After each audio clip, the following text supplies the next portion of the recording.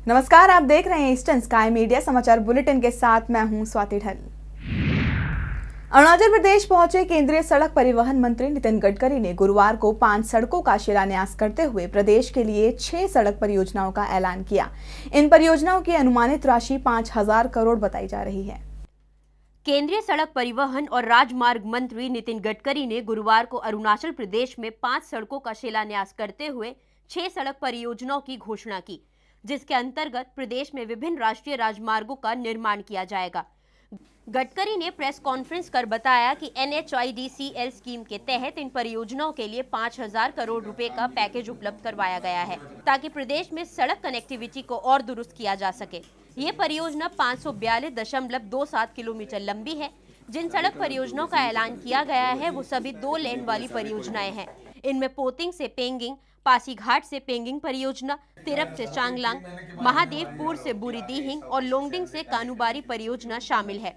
गडकरी ने बताया कि केंद्र सरकार ने राज्य सरकार द्वारा प्रस्तुत किए गए 3 महत्वपूर्ण सड़क परियोजनाओं को पहले ही मंजूरी दे चुकी है, जिनमें भैरवकुंड से रुकसीन, तवांग से विजयनगर रोड और बोमडिला से तवांग रोड परियोजना शामिल है। इस दौरान गडकरी ने कहा कि केंद्र सरकार अरुणाचल प्रदेश के विकास के लिए प्रतिबद्ध है और आगे भी इसकी प्रगति के लिए काम करती रहेगी। कि नॉर्थ ईस्ट के विकास के लिए हम एक स्पेशल कारपोरेशन बनाए और जो पहाड़ी क्षेत्र और नॉर्थ ईस्ट के तरफ ही केवल काम करें। तो हमने एक national highway infrastructural development corporation की स्थापना की कि हमने आज एक 2 laning of Stilwell road section NH153 from Jayrampur to Pangsau pass, ये म्यांमार बॉर्डर का था, इसका लोकार्पण किया है। और आज हमने नए 5 प्रोजेक्ट का शुभारंभ किया है। मैं जीरो इस डिस्ट्रिक्ट प्लेस पर जा नहीं पाया, तो हमने उसका इनॉग्रेशन यही मुख्यमंत्री जी की उपस्थिति में यही किया। जो 5 रोड का हमने आज भूमि पूजन किया है उसमें 2 laning of Potin to Pangin section NH229 407 kilometre, ये 1985 करोड़ लगभग 2,000 करोड़ का प्रोजेक्ट है। दूसरा काम जो है 2 laning of Pasighat to Pangin section, ये NH229 का है, ये 45 किलोमीटर है, ये 547 करोड़, ये लगभग 550 करोड़ का है। 2 laning of Changlang Tirap district boundary to Changlang section NH52B, ये 18.27 किलोमीटर का 116.06 करोड़ का है। और चौथा काम जो है 2 laning of Mahadevpur to Buridihing section NH52B, ये 25 किलोमीटर है, ये 136.60 करोड़ का है। और पांचवा काम जो है 2 laning of Longding to Kanubari section, ये NH52B है, 47 किलोमीटर का, ये 502.62 किलोमीटर का है। यानी हमारी नई कारपोरेशन जो है, जो जिसका हमने काम दिया है, उस कारपोरेशन ने आज पहले 5 काम जिसकी कीमत है 3,387.38 करोड़ और टोटल किलोमीटर है 542 किलोमीटर, इसके काम के लगभग काम शुरू होने की स्थिति में है। कुछ जगह वर्क ऑर्डर भी दिए हैं और ये काम अभी शुरू हो जाएंगे। इसके अलावा मैंने आज कहा था कि हम इसके अलावा और 5,000 करोड़ इसी साल में अरुणाचल प्रदेश के लिए कार्य के लिए देंगे। उसमें से हमने आज 6 कामों को भी लगभग मंजूरी दी है, जिसके काम जल्दी ही शुरू होंगे। अरुणाचल प्रदेश के दौरे पर पहुंचे केंद्रीय सड़क परिवहन मंत्री नितिन गडकरी और प्रदेश के गवर्नर लेफ्टिनेंट जनरल निर्भय शर्मा ने गुरुवार को राजभवन में मुलाकात की। केंद्रीय सड़क परिवहन मंत्री नितिन गडकरी और गवर्नर लेफ्टिनेंट जनरल निर्भय शर्मा के बीच हुई मुलाकात में सड़क संचार और राज्य के विकास में इसका क्या प्रभाव पड़ेगा, इस पर चर्चा की गई। इस दौरान राज्यपाल ने सड़क परियोजनाओं में तेजी लाने पर बल दिया। सड़क निर्माण कार्य की धीमी प्रगति का हवाला देते हुए उन्होंने नितिन गडकरी से अनुरोध किया कि वो महत्वपूर्ण परियोजनाओं पर व्यक्तिगत रूप से ध्यान दें। गवर्नर ने कहा कि सड़क संपर्क से प्रदेश का आर्थिक विकास संभव होगा। वहीं स्टील वेल रोड से पांगसू पास रोड को राष्ट्र को समर्पित करने और प्रदेश में 2 लेन वाली 5 सड़कों का शिलान्यास करने के लिए शर्मा ने गडकरी का धन्यवाद भी दिया। पूरे देश के साथ साथ इस बार अरुणाचल प्रदेश में भी इंटरनेशनल लेबर डे मनाया गया। ईटानगर स्थित आईजी पार्क में लेबर डे के अवसर पर कार्यक्रम का आयोजन किया गया। मुख्यमंत्री नाबम तुकी ने लेबर डे पर सभी कर्मचारियों को कई तोहफे भी दिए। मुख्यमंत्री नाबम तुकी ने समारोह को फ्लैग ऑफ करते हुए कार्यक्रम की शुरुआत की। इस दौरान लेबर बोर्ड के सचिव एस गोपाल, अरुणाचल प्रदेश बिल्डिंग और कंस्ट्रक्शन वर्कर्स बोर्ड के चेयरमैन न्यामार कारबक समेत सभी विभागों के कर्मचारी कार्यक्रम में उपस्थित रहे। कार्यक्रम को संबोधित करते हुए तुकी ने कर्मचारियों को राष्ट्र और समाज का पिलर बताया। लेबर डे के अवसर पर नाबम तुकी ने लेबर बोर्ड में रजिस्टर्ड कर्मचारियों के लिए कई घोषणाओं का ऐलान भी किया। उन्होंने रजिस्टर्ड कर्मचारियों के बच्चों की शिक्षा और शादी के लिए 2 से 10 हजार की वित्तीय सहायता का ऐलान किया। साथ ही उपकरणों की खरीदारी के लिए 5 से 15 हजार के लोन की व्यवस्था, चिकित्सा के लिए 25 हजार तक के लोन की व्यवस्था, होम लोन के लिए 50 हजार से 1 लाख तक के लोन की व्यवस्था का ऐलान किया है। साथ ही उन्होंने कर्मचारियों को प्रोत्साहित करते हुए ये भी ऐलान किया कि अच्छा काम करने वाले कर्मचारी को साल के अंत में गोल्ड और सिल्वर मेडल दिया जाएगा। प्रिंसिपल सेक्रेटरी साहब, ये यूनियन है, एक लेबर अलग से कोर्ट आप लोगों के लिए अलग से कोर्ट बनाने के लिए कहा है। ये लेबर रिलेटेड केसेस को डील करने के लिए, सेटल करने के लिए, सुनवाई होने के लिए, ये हमको लगता है कि ये डिमांड थोड़ा यूनियन है, उसको हम लोग एग्जामिन करके कैबिनेट में फैसला करेंगे। और 17 नंबर में abolition of master rule system in forest department में कहा है, जो मास्टर रूल सिस्टम से उसको ख़त्म करने के लिए वो हम लोग एग्जामिन करेगा। लेकिन हमारे यहाँ में हम लोग जरूरत से ज़्यादा जितना भी हम सोचते हैं कि एक परिवार है और आपका बिना तो डेवलपमेंट तो हो ही नहीं सकता, वर्कर्स का बिना कोई डेवलपमेंट नहीं हो सकता। डेवलपमेंट अगर देश को आगे बढ़ाना है, प्रदेश को आगे बढ़ाना है, गांव को आगे बढ़ाना है, शहर को आगे बढ़ाना है तो वर्कर से ही बढ़ेगा। ऑफिसर्स सिर्फ आदेश करते हैं, ऑर्डर देते हैं, लेकिन काम आप लोग करते हैं। तो इसलिए आप सबका इंटरेस्ट को पहले देखना और हमारा फर्ज बनता है और ये हमारा दायित्व है, वो हम करना ही पड़ेगा। सिर्फ आपसे काम लेगा, हम कुछ नहीं करेगा, वो भी ठीक नहीं होगा। तो इसलिए ऐसे तो बोलने के लिए बहुत सारा इश्यूज है, बताने के लिए। मैं आने वाला समय में विजन डॉक्यूमेंट बना रहा हूँ, विजन 2030 अरुणाचल के बहुत चेंज हो जाएगा। बहुत बड़ा बड़ा एक्सपीरियंस लर्नेड आदमी लोगों को लगा रहा हूँ, नीति आयोग के साथ जुड़ रहा हूँ। उसमें हर चीज का पॉलिसी बनाने के लिए हम लोगों ने अभी काम शुरू कर दिया है, चाहे education policy, health policy, industrial policy, हर चैप्टर्स में, हर विषय में हम पॉलिसी लाने के लिए कोशिश कर रहे हैं। और हर इंसान के लिए, हर सिटीजन्स के लिए अनेक सिक्योरिटी प्रोविजन, जो फूड सिक्योरिटी है, हेल्थ सिक्योरिटी है, सोशल सिक्योरिटी है, लाइफ सिक्योरिटी है, वुमेन सिक्योरिटी है, हर सिक्योरिटी का भी हम लोग निर्णय लेने के लिए हम लोग अभी तैयार कर रहा है। कोशिश है, ये बहुत पहले हो सकता था, लेकिन हम लोग उस समय नहीं कर पाया, बहुत कुछ कारण था, लेकिन अभी ये करने का समय आ गया है और अभी ये सारा पॉलिसी डिसीजन तो लेना ही पड़ेगा। इसलिए ये लोग कोई समझते हैं कि जो काम करने वाला चौथा आदमी है, काम करने वाला चौथा आदमी नहीं है। काम करने वाला सबसे बड़ा आदमी है, काम करने वाला सबसे बड़ा आदमी है, क्योंकि हम विश्वास करते हैं कि work is worship. Skill development, जितना भी वर्कर्स है, हर अलग अलग डिपार्टमेंट का, चाहे PWD का हो, RWD का हो, PHD का हो, या पावर का हो, या वाटर सप्लाईज का हो, या फॉरेस्ट का हो, या अन्य अनऑर्गेनाइज्ड वर्कर्स का हो, सबको अभी ट्रेनिंग लेना पड़ेगा।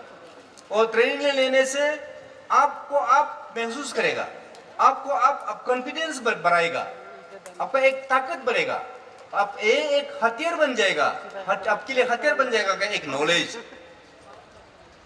आपका साथ, आपका दिल दिमाग में अगर एक नॉलेज पैदा हो गया, ये आपका हथियार, बहुत बड़े हथियार हो गया। वो एक सर्टिफिकेट वो आपका एक निशान हो जाएगा, जिंदगी भर वो निशान बन के भेज जाएगा एक सर्टिफिकेट। वो सर्टिफिकेट आपको आगे बढ़ने में मदद करेगा। इसलिए हम सोचा कि ऐसा नीति हम लोगों को बनाना चाहिए। अगर आप लोग सपोर्ट करेगा, ऐसा नीति बनाएगा जो वर्कर्स, जो ट्रेनिंग हर सब्जेक्ट में कोई इलेक्ट्रिशियन के लिए ट्रेनिंग होगा, कोई कारपेंटरी के लिए ट्रेनिंग होगा, कोई मेसन काम में ट्रेनिंग होगा, कोई सड़क बनाने के लिए ट्रेनिंग होगा, कोई बिजली बनाने के लिए ट्रेनिंग होगा, कोई खेती एग्रीकल्चर एक्टिविटीज में ट्रेनिंग होगा, हर प्रकार का फार्मिंग में सब में ट्रेनिंग होगा। तो आपका ऑप्शंस ओपन होता है। आप कहीं भी जगह में जाएगा, आप अनएम्प्लॉय रह के नहीं बैठ सकता। हर जगह जहां जाएगा वहां एम्प्लॉय हो जाएगा। आपका जरूरत है हर घर में है, आपका जरूरत है हर परिवार में है, आपका जरूरत है हर इंसान को है, हर जगह में है। इसलिए कहीं भी कमियां नहीं होने देना। इसलिए हम स्किल डेवलपमेंट ट्रेनिंग शुरू करेगा, और जो ट्रेंड होगा, ट्रेंड वर्कर्स को सबसे पहला बेनिफिट मिलेगा। ट्रेंड वर्कर को सबसे पहला उसको प्रमोशन मिलेगा, ट्रेन वर्कर को सबसे पहला उसको फैसिलिटी मिलेगा, ट्रेन वर्कर को सबसे पहला उसको इज्जत मिलेगा। ट्रेन वर्कर्स को उसको कोई लिमिट नहीं है, कोई आगे बढ़ने में मदद मिलेगा। वहीं कार्यक्रम में उपस्थित रहे वर्कर्स वेलफेयर बोर्ड के चेयरमैन नेमार कारबक ने सभी कर्मचारियों से अपील की कि वो भी लेबर बोर्ड में अपना रजिस्ट्रेशन करवा कर राज्य सरकार की सुविधाओं का लाभ ले। लेबर जो है कोई भी डेवलपमेंट का रीढ़ की हड्डी है, बैकबोन है। लेबर नहीं होगा तो सड़क नहीं होगा, लेबर नहीं होगा तो कोई भी डेवलपमेंट पॉसिबल नहीं है।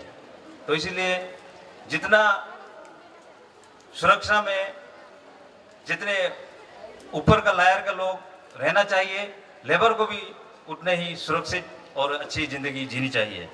और Arunachal Pradesh building and other construction workers welfare board है, जो मेरा बोर्ड है जिसका मैं चेयरमैन हूँ, मैं आप सबको बताना चाहता हूँ, मेरा बोर्ड जो है लेबर, जो रजिस्टर्ड लेबर है, उनको कैसा वेलफेयर देना है उसके ऊपर हम काम करते हैं। अगर कोई लेबर रजिस्टर नहीं है तो मैं वो सबसे अनुरोध करता हूँ कि बोर्ड में रजिस्टर कीजिए।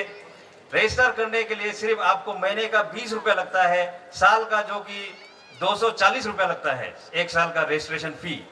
जो कि आपका कोई तंबाकू खाता है तो उससे ज़्यादा रुपया वो खर्च कर देता है, तंबाकू में एक महीना में खर्च कर देता है। मगर एक महीना में 20 रुपये का रजिस्टर करके आपका लाइफ को एक सिक्योरिटी देने का जो बोर्ड काम करती है। आपका दुर्घटना होने से हम लोग उसको डेथ बेनिफिट देते हैं और तमाम चीज़ है। ऑनरेबल चीफ मिनिस्टर के तहत थ्रू एजुकेशन असिस्टेंस हमने लॉन्च किया था सीएम बंगलों के बाहर, जिसके तहत कोई भी लेबर का बच्चा एमबीबीएस में सेलेक्ट हो जाता है और कोई भी प्रोफेशनल कोर्स में सेलेक्ट हो जाता है और बाहर जब पढ़ने के लिए जाता है, उनको फी में कुछ मदद लेबर बोर्ड के द्वारा हम करते हैं। टूल्स लोन, हाउसिंग लोन, जो कि बहुत दिनों से बात चल रही है, टूल्स लोन भी अभी तक हम दे नहीं पाया, हाउसिंग लोन भी दे नहीं पाया। टूल्स लोन जो हमारे रूल्स के हिसाब से 5,000 रुपया है, हाउसिंग लोन जो हमारे रूल्स के हिसाब से 50,000 रुपया एक लेबर को देना चाहिए। ऑनरेबल सीएम साहब का ये मार्गदर्शन है कि 50,000 में कैसे घर बनाएगा, इसको बढ़ाना चाहिए बोल के सीएम साहब ने कहा है, और टूल्स लोन को भी बढ़ाना चाहिए कहा है। हम लोगों ने स्टेट बैंक ऑफ इंडिया से 3-4 बार राउंड टेबल मीटिंग बैठ चुका है और ये कुछ ही दिन में फाइनलाइज हो जाएगा और चीफ मिनिस्टर के मार्गदर्शन के अनुसार ये सब चीज भी बढ़ा दिया जाएगा। डेथ बेनिफिट जो कि नॉर्मल डेथ बेनिफिट को बोर्ड का तरफ से 25,000 रुपया देता है, एक्सीडेंटल डेथ होने पर 50,000 रुपया देता है, जिसको कि विद इन 3 to 4 डेज में हम लोग क्लियर करता है। इसको भी ऑनरेबल सीएम साहब का ये मानना है कि ये भी बहुत कम है, इसको भी बढ़ाना चाहिए, वो भी बढ़ा दिया जाएगा। जो लेबर बोर्ड में कार्ड नहीं बनाया जरूर बनाइए। अगर आप कार्ड बनाएगा तभी बोर्ड आपको मदद कर पाएगा, तो तभी बोर्ड आपके लिए खड़ा रह पाएगा। आज पूरे अरुणाचल में, मेरा लेबर कमिश्नर ओजिंग दारुंग साहब भी अभी सेफा में है, पूरे अरुणाचल में लेबर डे का सेलिब्रेशन हो रहा है, मगर सारा सेलिब्रेशन एक साथ हो रहा है। हर डिपार्टमेंट का लेबर, हर मजदूर एक साथ मिलकर सेलिब्रेट कर रहा है। ये हम लोगों के लिए बहुत अच्छी बात है।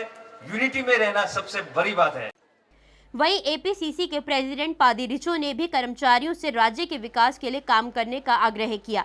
इससे पहले रिचो ने कर्मचारियों के विकास के लिए मुख्यमंत्री नाबम तुकी को 17 मांगों वाला मेमोरेंडम सौंपा था, जिसमें कर्मचारियों के लिए अलग से अस्पताल या डिस्पेंसरी केंद्र की स्थापना, लेबर कोर्ट, लेबर कॉलोनी का निर्माण, वेतन और मजदूरी में वृद्धि समेत कई मांगे रखी गई थी। इस पर तुकी ने उन्हें आश्वासन दिया है कि कैबिनेट सभी कर्मचारियों के लिए सकारात्मक फैसला करेगी। रिक्वेस्ट किया कि टाइमली जो सैलरी को देना है और बोनस जो ओवरटाइम जो होता है उसको भी देना है, और जो दफा मैंने इंप्लीमेंट नहीं किया ऑफिसर को स्ट्रिक्टली ऑर्डर देना है, ये इंप्लीमेंट होना है। नया लेने का बजाय एक्सपीरियंस कैजुअल लेबर से लेना है। रेगुलेशन ऑफ एएलसी को अभी रेगुलर करके अभी एज सब 60 पार हो चुका और ब्रिटिश जमाना का है, और रेगुलर करने से काम नहीं कर पाएगा, उसको बीआरएस दे दीजिए, एएलसी को बीआरएस दे दीजिए। कम से कम ये अभी मरने समय में आराम से 2-3 लाख देता है, आराम से जिएगा और रेस्ट करे दो।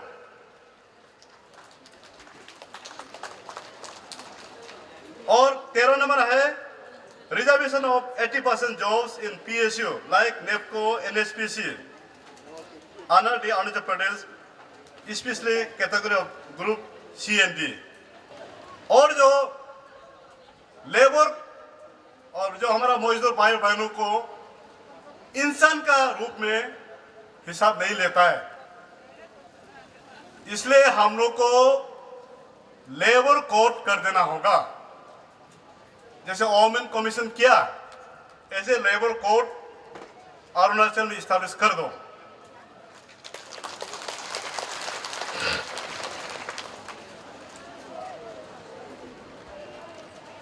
स्टैब्लिश लेबर कॉलोनी,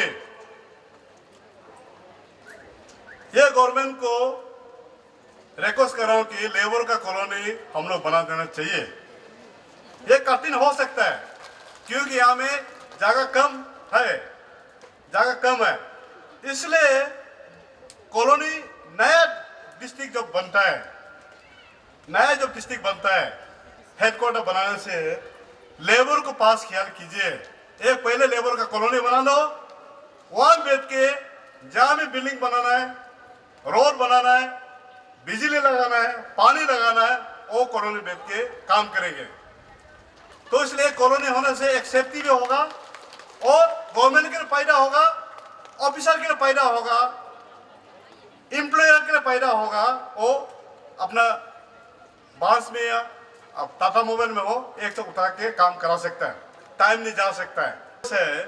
बाकी में अभी मास्टर रोल नहीं है, अभी पुलिस डिपार्टमेंट में मास्टर रोल क्यों है? इसका मास्टर रोल सिस्टम में छोड़ दो, जैसे इंजीनियर डिपार्टमेंट में कर रहा है। अगर ऐसे पॉलिसी कर सकते हैं तो ये आपका मास्टर रोल को एबोलिश कर दो। ये हमारा लास्ट पॉइंट है। ये फॉरेस्ट वर्कर्स यूनियन का डिमांड है, ये भी जेन्युइन डिमांड है।